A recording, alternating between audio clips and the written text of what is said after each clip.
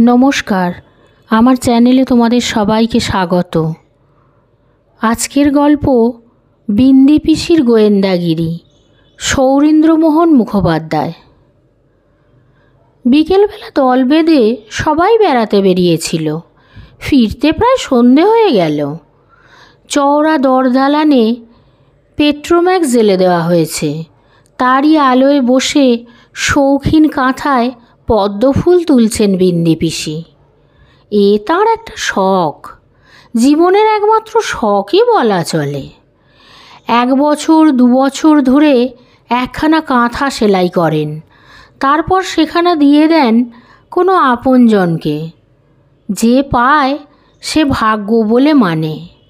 কাঁথা তো কাঁথা, কাশ্মীরি শাল হার মেনে যায়।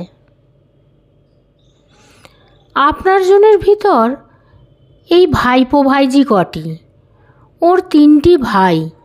ছেলেবেলা থেকেই তাদের শহরে বাস। বিন্দি পিসির ছেলেবেলা শহরে কেটেছে। লেখাপড়া সেখানেই শিখেছেন। তারপর বয়স একটু বাড়তেই কী যে তার হলো, শহর ছেড়ে পাড়াগাঁয়ের পৈতৃক বাড়িতে এসে আস্তানা গাড়লেন। বেথা আর করেননি বিন্দি পিসি। গাঁয়ের লোকের সুখ দুঃখের সঙ্গে নিজেকে মিশিয়ে দিয়ে খুব সহজভাবেই জীবনটা কাটিয়ে দিয়েছেন। অবশ্য বয়স তার 50 পেরোয়নি। জীবনের হয়তো অনেকটাই বাকি এখনও। স্বাস্থ্য তার অটুট, সহসা মরবার সম্ভাবনা কম।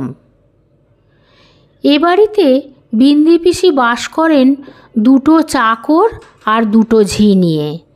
একটি ঝিকে ঝি বলা ঠিক হবে না হয়তো। ভদ্রলোকের মেয়ে, দুবেলা রান্না করা ছাড়া আর একটি মাত্র কাজ তাকে করতে হয়। সেটি হচ্ছে রোজ সন্ধেবেলায় সারা গাঁয়ের নূতন খবরগুলো বিন্দি পিসিকে সবিস্তারে জানানো। খবর শুনবার জন্য অসীম আগ্রহ বিন্দি পিসির। খাবার সময় তরকারি 1 ভাগ কম হলে তিনি তেমন ক্ষুণ্ণ হতেন না, কিন্তু কোনো দিন সুহাস যদি এসে বলে, আজ তো আর তেমন কিছু শুনতে পেলুম না পিসিমা, তাহলে তার মন মেজাজ সব বিগড়ে যায়। খেতে শুতে কিছুতেই আর স্বস্তি পান না। কাঁথা সেলাই যেমন তার একমাত্র শখ, খবর শোনা তেমনি তার একমাত্র কাজ। আর একটা কাজ, যা শোনেন তা তিনি কখনো ভোলেন না।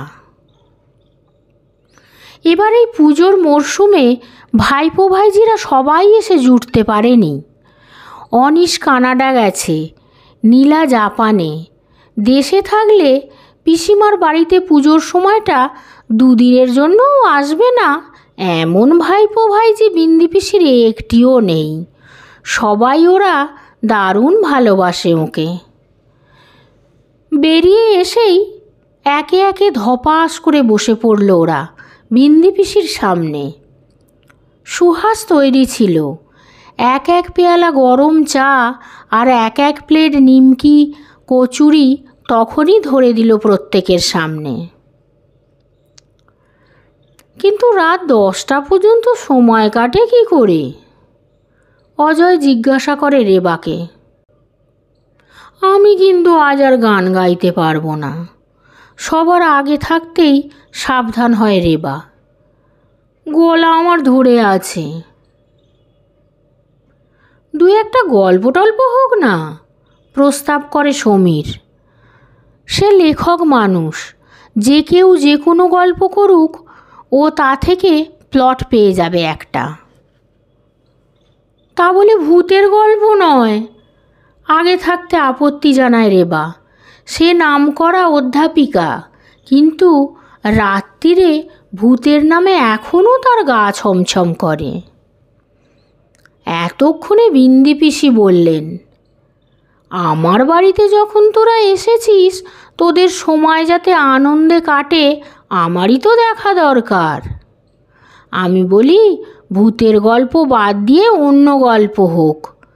সবাই তোরা দেশ বিদেশে বেরিয়েছিস, অনেক কিছু তো দেখেছিস তোরা, নিজের অভিজ্ঞতা থেকে এমন কিছু বল কেউ যার ভেতর চমক আছে। প্রস্তাবটা মনে ধরে সকলেরই, তবে কেউই ঘাড় পাততে চায় না। অজয় বলে, শান্ত শুরু করুক। প্রশান্ত ইশারা করে রঞ্জনাকে। শেষ পর্যন্ত সবাই এক কাট্টা হয়ে রাঘবকেই ধরে পড়ল। ও হে ডাক্তার, তুমি এ সংকটে উদ্ধার করো ভাই আমাদের। রাঘব একটুখানি ভেবে নিল, তারপর বলল, আমি রাজি আছি, কিন্তু শর্তে। গল্প শেষ করার আগে আমি একটা প্রশ্ন করব সবাইকে। নিজের জ্ঞান বুদ্ধিতে প্রত্যেককেই তার উত্তর দিতে হবে। সেই সব উত্তর শোনার পর গল্পটি শেষ করব আমি। অধ্যাপিকা রেবা যেন ভয়ানক বিপন্ন হয়ে পড়ল। জ্ঞান বুদ্ধি মতো উত্তর দিতে হবে? যার জ্ঞান বুদ্ধি কিছু নেই, যেমন আমি, সে কি করবে? রঞ্জনা সম্প্রতি পুলিশের ইন্সপেক্টরেস হয়েছে। এক ধমক লাগিয়ে দেয় রেবাকে। জ্ঞান বুদ্ধি নেই মানে কি? জ্ঞান যার নেই তার অজ্ঞানতারই পরিচয় দিক সে। বুদ্ধি যার নেই সে নির্বোধের মতোই জবাব দিক। ওগুলোরও দরকার। ওহে, প্রশ্নের উত্তর না পাওয়া যাক, মজা পাওয়া যাবে খানিকটা। রাঘবদা, শুরু করো তুমি। রাঘব শুরু করে, আমি সেবার ইন্দোনেশিয়া সরকারের চাকরি নিয়েছিলাম 1 বছরের জন্য। আমায় দিলে মায়ামানুতে, একেবারে সমুদ্রের ওপরে। মহাযুদ্ধের সময় একেবারে ধ্বংস ও চূর হয়ে গিয়েছিল জাপানি বোমায়। এখন নতুন করে গড়ে তোলা হচ্ছে। ছোট্ট একখানা গাড়িতে ডাক্তারখানা। ডাক্তারের থাকার জায়গা তার ভিতর হয় না। যাই কোথায়?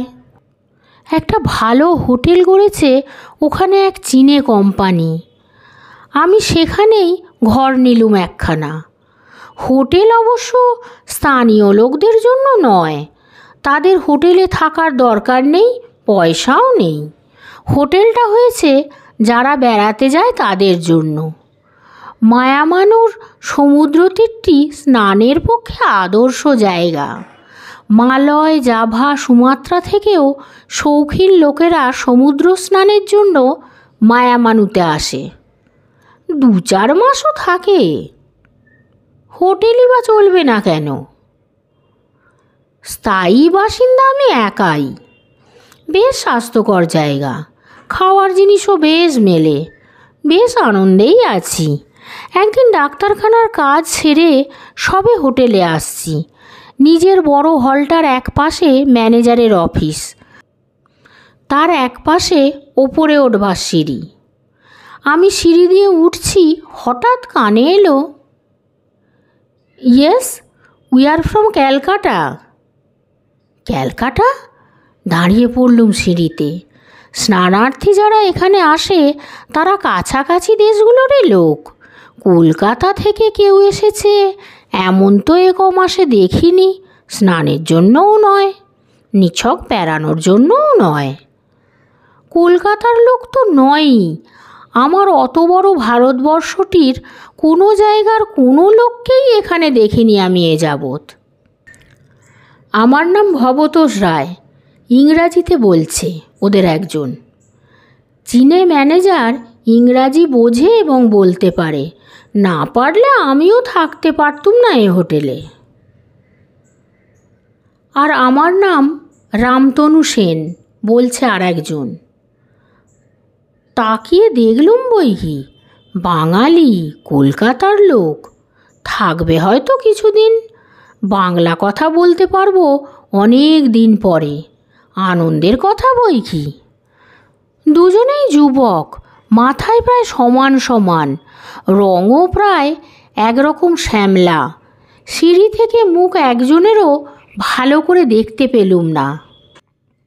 যাক, পরে দেখব। ওরা তো রইল এখন, আমার কাজ আছে। খাওয়া দাওয়া সেরে বেরুতে হবে, গাড়ি আসবে নিতে। 6 মাইল দূরের মিলিটারি ছাউনিতে একটা কঠিন কেস আছে। ছাউনির ডাক্তার আমার পরামর্শ চান। ছাউনি থেকে ফিরে আবার ডাক্তারখানায় বসতে হলো। হোটেলে এলুম রাত্রে।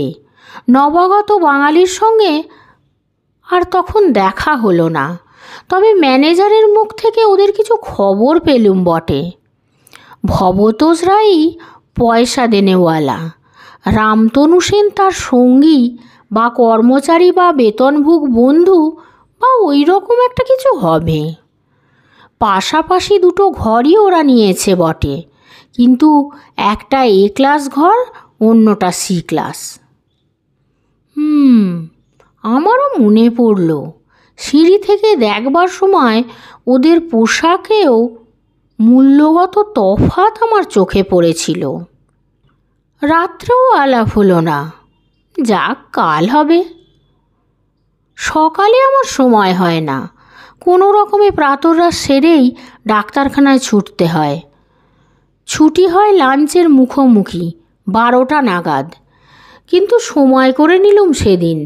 বেলা 10টায় কাজের ভিড় একটু কম দেখে উঠে পড়লুম চট করে। 1 ঘন্টা পরে ঘুরে আসছি বলে হোটেলের দিকে পা বাড়ালুম। দেখি লোক দুটোর সঙ্গে আলাপ করতে পারি কি না। মনটা টানছে ওদের দিকে। হোটেলে ঢুকতে যাব এমন সময় চোখ পড়ল সমুদ্রের দিকে। অনেক লোকের ভিড়। কি হচ্ছে ওখানে? পায়ে পায়ে সেদিকেই এগোলুম। ভিড়ের লোক আমায় দেখে ব্যস্ত হয়ে পথ ছেড়ে দিলে। দেশি ভাষায় বলা বলি করলে, ডাক্তার এসে গেছে, ডাক্তার এসে গেছে, ডাক্তারকে দেখতে দাও। আমি দেখতে পেয়েছি জলের ধারেই বালির ওপর দুটো দেহ পড়ে আছে। জলের ওপর ব্যাপার বোধ হয়। ছুটেই কাছে এলুম। কি সর্বনাশ! সেই বাঙালি দুজনই সাঁতারের পোশাক পরা। একজন শটান পড়ে আছে আর একজন উঠবার চেষ্টা করছে। যে শটান পড়ে আছে তাকে পরীক্ষা করে দেখলুম, নাড়ি নেই, বুকের ধুকধুকানি নেই। শ্বাস প্রশ্বাস যদি ফিরিয়ে আনা যায় চেষ্টা করে, তবেই বাঁচবে। তবে তার আশা। আমি চেষ্টা শুরু করলুম। অন্য লোকটি উঠে আমার দিকে একবার চায় আর অজ্ঞান লোকটার দেহটার দিকে একবার চায়। আমি একজন লোককে ডেকে বললুম, ভদ্রলোককে ধরাধরি করে ডাক্তারখানায় নিয়ে যাও। ছোট ডাক্তারকে আমার নাম করে বলো যাতে একে বলকারক ইঞ্জেকশন একটা দেওয়া হয়, আর গরম দুধ। কম্বল চাপা দিয়ে শুইয়ে রাখতে হবে, এ কথা বলো। আমার কাপড়, বলে ভদ্রলোক। যেখানটায় কাপড় ছেড়ে ওরা সমুদ্রে নেমেছিল সে অনেকটা দূরে। কাপড় নিয়ে আসছে লোকেরা। আমি সাধ্যমতো চেষ্টা করছি নির্জীব মানুষটার জীবন ফিরিয়ে আনবার জন্য। আর তার সঙ্গী বিবর্ণ মুখে একবার তাকাচ্ছে আমার দিকে আর একবার ওর দিকে। শেষ পর্যন্ত সে বলেই ফেলল ইংরাজিতে, বাঁচবে কি? আমার কানে কট করে বাজল প্রশ্নের সুরটা। লোকটা বাঁচলেই যেন প্রশ্নকর্তার বিপদ। আপনার নাম? বাংলাতে জিজ্ঞেস করলুম। সে চমকে উঠল, যেন ভূত দেখেছে। আপনি বাঙালি? হ্যাঁ, বাঙালি আমি। আপনারাও বাঙালি, সেটা শুনেছি আমি। আপনি ভবতোষবাবু না রামতনুবাবু? উত্তর দিতে গিয়ে কি ঢোক গিলল লোকটা। আমার নাম ভবতোষ রায়, আর এর রামতনু সেন। আমারও কর্মচারী। ওদের কাপড় জামা এলো। বাঙালি পোশাকেই স্নান করতে এসেছিল দেখছি। আশ্চর্য, ভবতোষ কম দামের জামাটাই নিচ্ছে। সামলে নিল। মাথার ঠিক নেই, বিড়বিড় করে বলে দামি সিল্কের শার্টটাই গায়ে দিল। তারপর অন্য সব কাপড় বগল দাবা করে বলল, ডাক্তারখানায় আর আমায় যেতে হবে না বোধহয়, আমি ভালোই বোধ করছি। ওর রামতনুর কি হয় না হয় সেটা দেখে। আর দেখবার কিছু নেই বলে আমি নিঃশ্বাস ফেলে উঠে দাঁড়ালাম। শত চেষ্টাতেও ওর শ্বাস প্রশ্বাস ফিরে এলো না আর। হ্যাঁ বলেন কি? কোঁকিয়ে উঠল ভবতোষ। কিন্তু আমার খামোকাই কেমন যেন মনে হলো রামতনুর মরে যাওয়াতে দুঃখ তো হয়নি, বরং যেন হাঁপ ছেড়ে বেঁচেছে। ব্যাপারটা শুনলাম খানিকটা ভবতোষের মুখে, খানিকটা একজন জেলের মুখে। জেলেটা ডিঙি নিয়ে মাছ ধরছিল ওই দিকটাতে। সেই জেলেই শেষ পর্যন্ত ওদের ডিঙিতে তুলে নেয়। সাঁতার দিচ্ছিল ভবতোষ রামতনু দুজনেই। ভবতোষ যাচ্ছিল আগে, রামতনু পিছনে। দূরে, আরও দূরে চলে যাচ্ছিল তারা, কুল থেকে বেশ খানিকটা দূরে। ভবতোষ বলে, রামতনুকে সে ফিরে যেতে বলেছিল। তুমি যদি হাঁপিয়ে গিয়ে থাকো ফিরে যাও, আমি পরে আসছি, এক্ষুনি ফিরতে ইচ্ছা হয় না আমার। রামতনু কিন্তু সে কথা শোনেনি, এগিয়ে গিয়েছিল ভবতোষের দিকে। ও কাছাকাছি আসতেই ভবতোষ কিন্তু দেখলে ও হাঁপাচ্ছে। ভবতোষ এসে ধরল ওকে। ও কিন্তু এমনভাবে জড়িয়ে ধরল ভবতোষকে যেন দুজনেই ডুবে যাওয়ার দাখিল। অনেক কষ্টে ভবতোষ ওর হাত ছাড়ালো। তারপর ওকে নিয়ে সাঁতার দিতে লাগলো কুলের দিকে। কিন্তু ওর দম তখন শেষ হয়ে গিয়েছে বোধহয়, হাত পা আর নড়ছিল না। জেলে ডিঙিটা এসে ওদের তুলে নিলে এই সময়। রামতনু তখন নিশ্চল নিষ্প্রাণ। জেলে লোকটাও মোটামুটি ওই রকম বলেছিল। তবে গোপনে সে আমায় এক সময় বললে, ডাক্তার সাহেব, জলের ভিতর দুজনের জড়াজড়ি আমিও দেখেছিলুম, দূর থেকে দেখা, ঠিক বুঝতে পারিনি হয়তো, কিন্তু আমার মনে হয়েছিল রামতনুকে চেপে ধরেছিল জলের ভিতর, রামতনু ভবতোষকে জড়িয়ে ধরেনি। তার কথা আমি উড়িয়ে দিলুম। জলের ভিতর কে কাকে জড়িয়ে ধরেছে, কে কাকে চেপে ধরেছে, তার ঠিক ঠিক দেখতে পাওয়ার সম্ভাবনা কোথায়? তার ভুল নিশ্চয়ই। তারপর আর কি, পুলিশ এলো, দেখে শুনে রিপোর্ট দিলে দুর্ঘটনা বলে। সমুদ্রে স্নান করতে এসে এমন তো কতই ডোবে।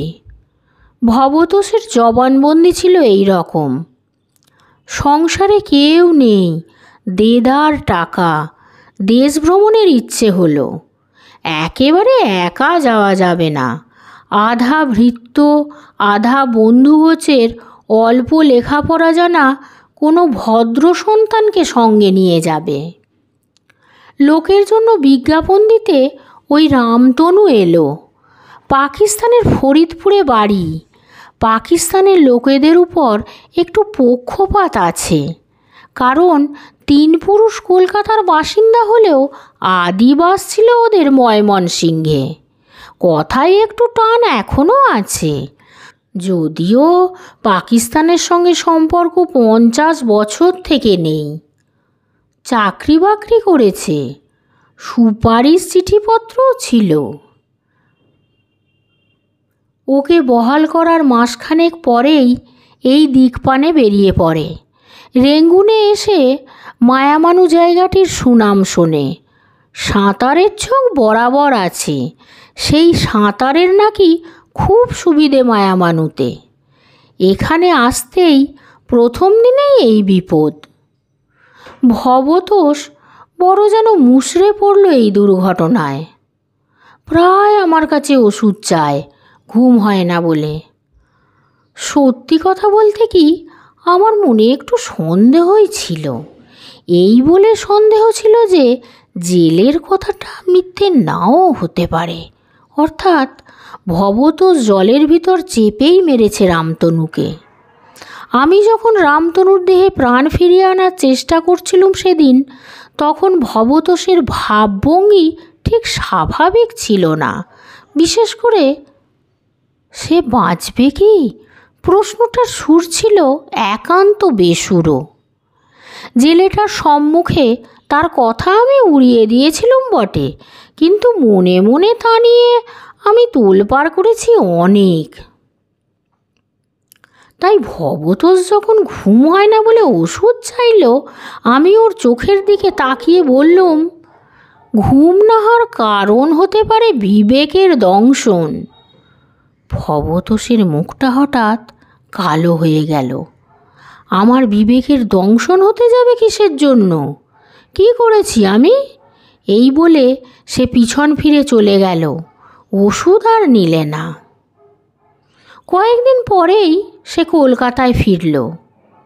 আমার কেবলই মনে হতে লাগলো একটা খুনি পালিয়ে যাচ্ছে, কিন্তু কিছু করবার ছিল না। প্রমাণ নেই, কিছুমাত্র প্রমাণ নেই যে ও রামতনুকে খুন করেছে। দিন যায়, প্রায় ভুলেই গেছি ও কথা। এমন সময় কলকাতার খবরের কাগজের এক কোণে একটা ছোট্ট খবর দেখলুম একদিন। তোমরা কি কেউ দেখেছিলে সে খবর? ভবতোষ রায়ের আত্মহত্যার খবর। নিশ্চুপ হয়ে এতক্ষণ সবাই গল্প শুনছিল। এইবার এক একজন করে মাথা নাড়তে শুরু করলো। না তো, মনে পড়ে না তো, ইত্যাদি। রাঘব বলতে লাগলো আবার, গঙ্গায় সেদিন সারাসারির বান। সেই বানের সময় দেখা গেল এক প্রস্ত দামি জামা জুতো গঙ্গার ঘাটে পড়ে আছে, জামার পকেটে একখানি চিঠি। অনুতাপের জ্বালায় জ্বলে মরে যাচ্ছি আমি। মায়ামানুর সমুদ্রে রামতনু সেনকে ডুবিয়ে মেরেছিলুম। সেই পাপে আমি জ্যান্তই নরকের আগুনে পুড়ছি। প্রাণ না দিলে এ পাপের প্রায়শ্চিত্ত হবে না বোধ হয়। হত্যার বদলে আত্মহত্যা। তাই আমি গঙ্গার জলে ডুবে মরছি আজ।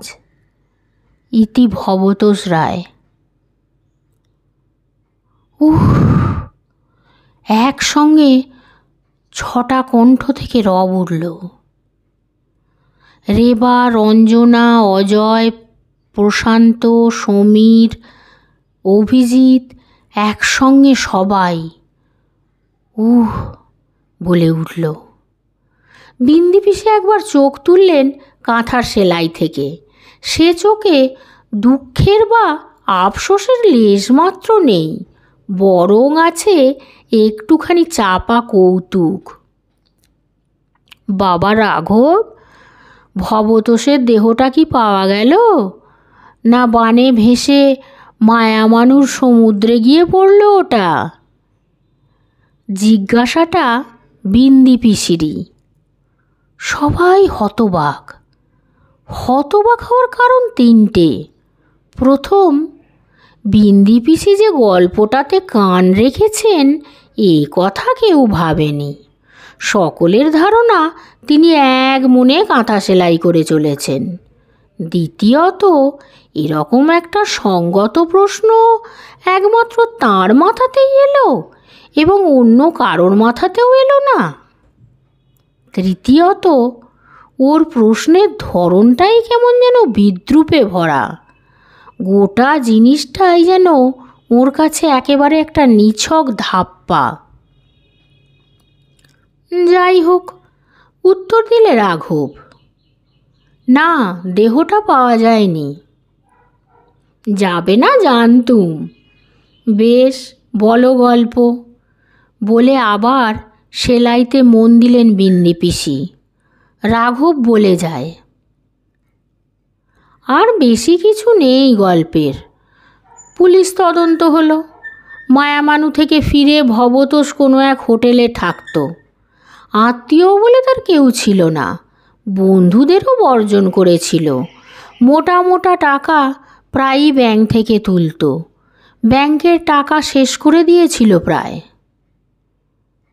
কে রামতনু সেন এদেশের লোকের মাথা ব্যথা নেই তার জন্য। সে পাকিস্তানি, সবাই হতবাক। মরেছে ইন্দোনেশিয়ায়, তার জন্য ভারতীয় পুলিশের কি করবার আছে? আর ভবতোষ তো মরেই গেছে, তার যদি অপরাধ থেকেই থাকে, মরেই তো প্রায়শ্চিত্ত করেছে তার। এই পর্যন্ত বলে রাঘব থামল। কি হলো, থামলে কেন? প্রশ্ন ছজনের কণ্ঠ থেকেই। এইবার আমার প্রশ্ন, প্রত্যেককেই উত্তর দিতে হবে নিজের নিজের জ্ঞান বুদ্ধি মতো। এই সেরেছে, বলে ওঠে রেবা ভয়ে ভয়ে। বলো প্রশ্ন শুনি, রঞ্জনা বলে ওঠে নির্ভয়ে। প্রশ্ন এই, ভবতোষ কেন হত্যা করেছিল রামতনুকে? রামতনু টাকা চুরি করত নিশ্চয়ই ভবতোষের পকেট থেকে, এ উত্তর রেবার। রামতনু ছিল পাকিস্তানের স্পাই, আর ভবতোষ দেশপ্রেমিক ভারতীয়, কাজেই স্পাইয়ের প্রাণদণ্ড দিতেই পারে। এ প্রশ্ন রঞ্জনার। অজয়, প্রশান্ত, অভিজিৎ, সমীর প্রত্যেককেই একটা একটা মত প্রকাশ করল। প্রত্যেকটাই প্রত্যেকের চাইতে উদ্ভট। অবশেষে রাঘব বিন্দি পিসিকে বললে, এবার তুমি বলো পিসিমা। বিন্দি পিসি চোখ তুলে চাইলেন, সে চোখ যে হাসছে। কি বলবো বাবা, তোমার প্রশ্নটাই যে ভুল। ভবতোষ কেন রামতনুকে হত্যা করবে?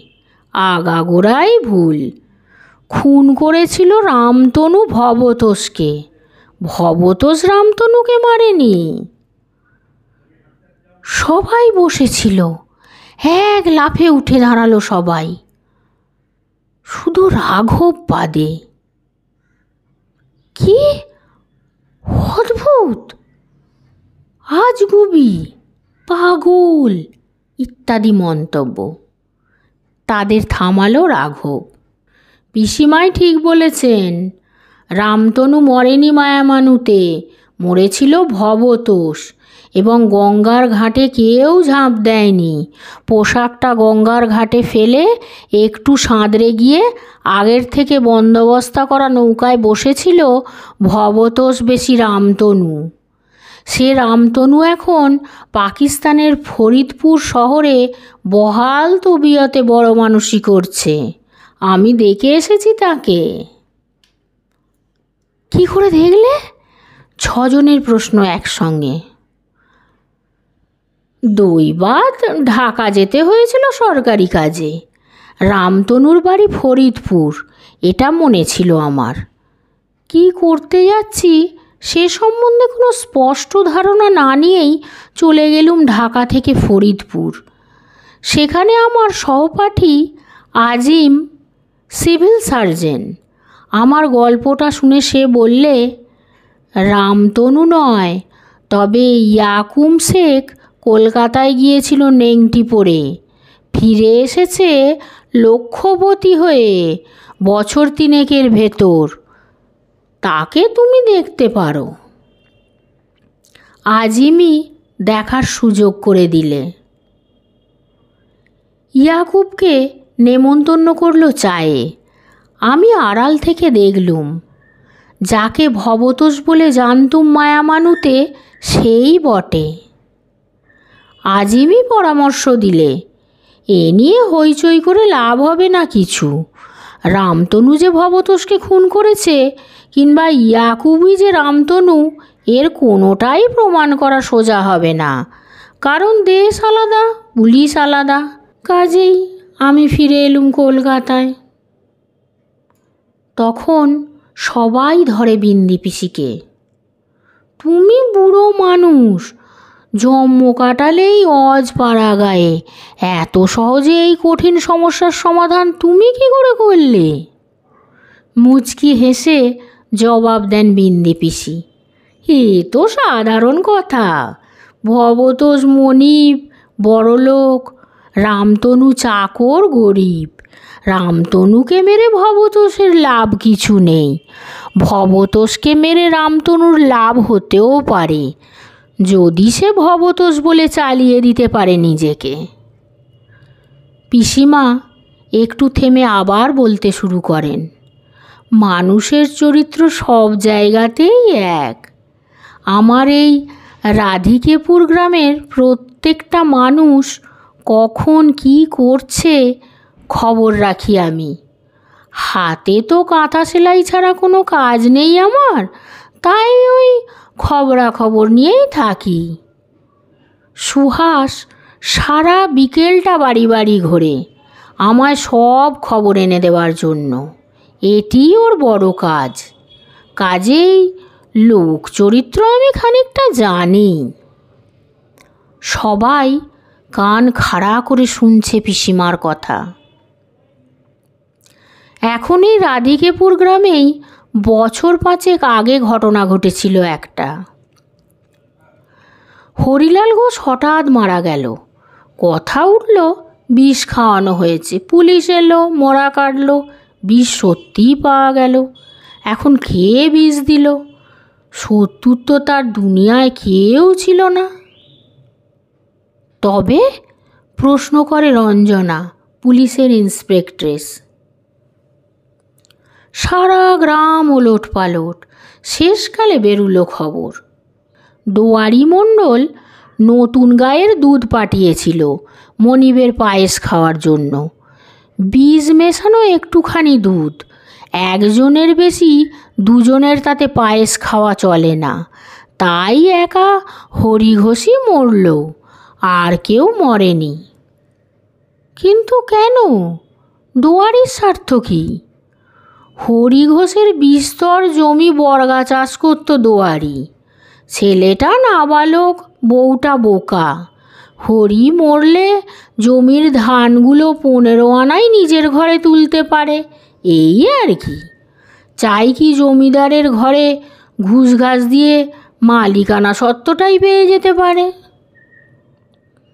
একটু থেমে আবার বললেন, এই যে লোভ, রামতনুর থাকা সম্ভব ছিল, ভবতোষের নয়।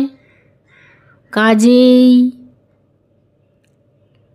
ইন্সপেক্ট্রেস রঞ্জনা গড় হয়ে প্রণাম করল পিসিমাকে। আজকের গল্পটি এখানেই শেষ হলো। ধন্যবাদ।